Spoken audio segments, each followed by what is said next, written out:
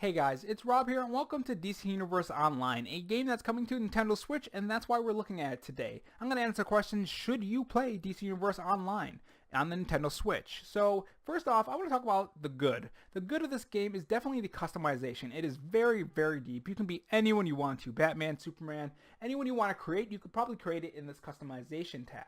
And you can see there is a lot of different kind of styles to choose from and things to make your own. Now with that, there's different powers. So powers in this game have a lot of variety. So as you can see, someone has a Green Lantern power, you can have a magic power, you can have a lot of different powers right down to electricity or maybe technology, quantum. There's a lot of cool things to choose from. And that's something that I really like about this game and what they did with this game is that they gave us a lot of choices to be any kind of hero you want.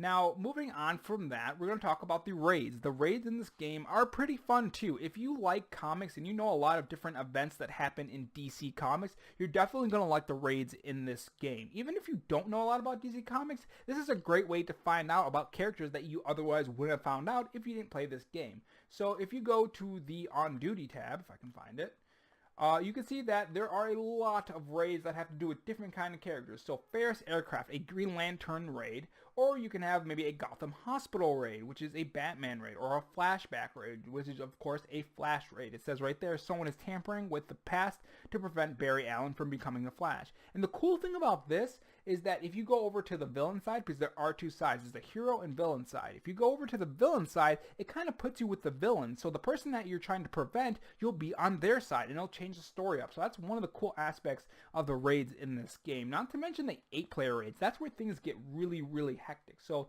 you'll come across Brainiac, you'll come across Trigon, you'll come across a lot of cool people in these 8-player raids. And not to mention the PvP. Now, PvP is a little broken right now. I've heard from other people around the internet that PvP isn't in the best state. But PvP has you fighting other characters with your own character, or you can pick legends. Now, legends are basically other characters that you can be, like Superman, Batman. You'll see in a moment that there's a wide selection that, of course, you have to buy because this is a free-to-play game. And of course, they want you to make money off of something that's free. So you'll have like Steel, or you'll have Lex Luthor, or you'll have Arquillo.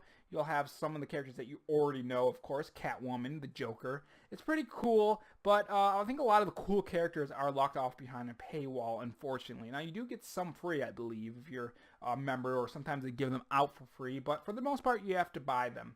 Now, next thing I want to talk about is the open world, because this is an open world, semi-open world RPG, because it's in a sandbox, a generated sandbox with different kind of buildings that are placed after, say, Gotham or Metropolis. We're actually go over to that right now as we continue in this video. So we'll go over to Metropolis, because it's a much brighter area than Gotham, as the interpretations are usually with two cities. And there are loading screens, of course. And sometimes they can be pretty long. I've noticed that. Some of these loading screens are pretty long, especially on the PS3. That's when the loading screens were pretty bad. Sometimes you would get stuck on loading screens too. So as you can see, we're in Metropolis right now. And in Metropolis, there are different kind of activities. There's missions that you can do if you go over to the Journal tab, if I can find it. And you can choose different kind of missions that you can do, and they'll give you different kind of rewards like marks or marks of valor, or maybe electrum or source marks, which lets you get different gear from different vendors. There's a lot of things you can do, and of course the purple icons that you're seeing on the screen are races that you can finish. You can race your friends. You can try to beat a certain time to get a logo, which is a style that you can get. If you go into the style tab, you can get these logos if it will load. That's one of the problems with this game, is that it's pretty old, and a lot of times a lot of stuff has to load, unfortunately.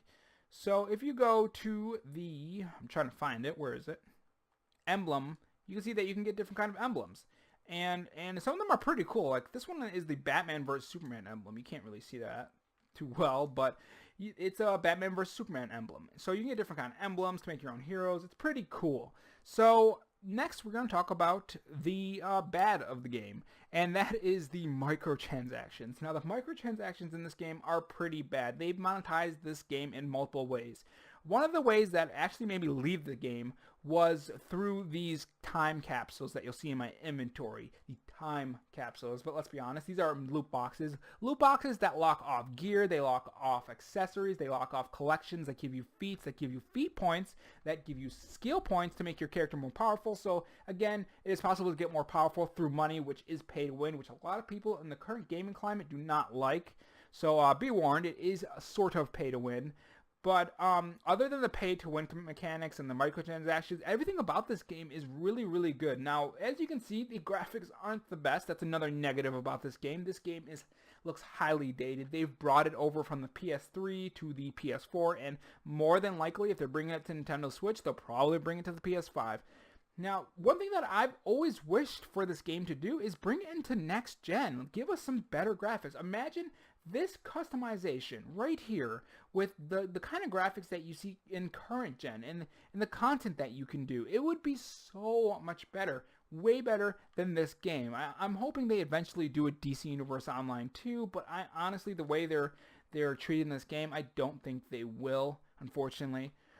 But those are some of the positives and negatives. So let's move on to the third part I talked about in the beginning of this video, the problems that could arise on the Nintendo Switch. Now, seeing as this game isn't that graphically demanding, I think it will run on the Switch pretty well, but here's where the problems start to arise. Even on this game, as you can see, there's pop-in. There's a lot of pop-in. As you can see, some of the cars are disappearing and reappearing, buildings reappearing and disappearing. A lot of bugs that haven't been fixed in a long time, like falling through the floor in the watchtower. What else have I run into in my time on this? There's a lot of lag problems when there's too much things going on screen, because if you have 8 players going like this constantly with all of these electronics and all these powers happening, there's a lot of stuff that'll happen on the screen, and it may not work on the Nintendo Switch well. It's gonna definitely cause some lag, because even on the base PS4 there's still lag, which is a big problem sometimes, because sometimes you don't even want to play it. Now, one of the problems that does fix this is resetting the game. That'll usually fix some of the lag, but sometimes it's so bad that it's just unplayable and you don't want to play again. And if that happens on the PS4, and if it used to happen on PS3, it's definitely going to happen on the the Nintendo Switch. So that's one of the big concerns for this game. Another concern is people coming into this game expecting it to be completely free to play. It is not completely free to play. There's 2 ways you can access content. You can use the subscription, or you can buy the episodes in a pack. There's usually 3 in each pack, and there are a lot of episodes, so you're going to have to spend a pretty hefty amount to get all the episodes. And even when you have the subscription, content is still locked off to you with these time capsules. And that's one of the big problems why I left this game, is because it's just monetized so much to the point where it's just money begging. It's too money grabby, I guess I'm saying. I don't like over monetized games, and this is over monetized. So with all that in mind, with all the good that I've spoken, some good raids, good character customization, interesting powers, I flubbed up my words right there. What I meant was good characters, good raids, good character customization, a fun time, some good combat mechanics, but bogged down by microtransactions, some technical problems, bugs, glitches. With all that in mind, will you be picking it up on the Nintendo Switch? Does this video sound like a game that you would want to play on the Nintendo Switch? Tell me in the comment section below. I would love to hear your thoughts, because I would love to speak to you about this game, and maybe you have any questions about DC Universe Online that I may be able to answer for you personally. Thanks for watching my video. Make sure you subscribe for more, and I'll see you guys in the next video.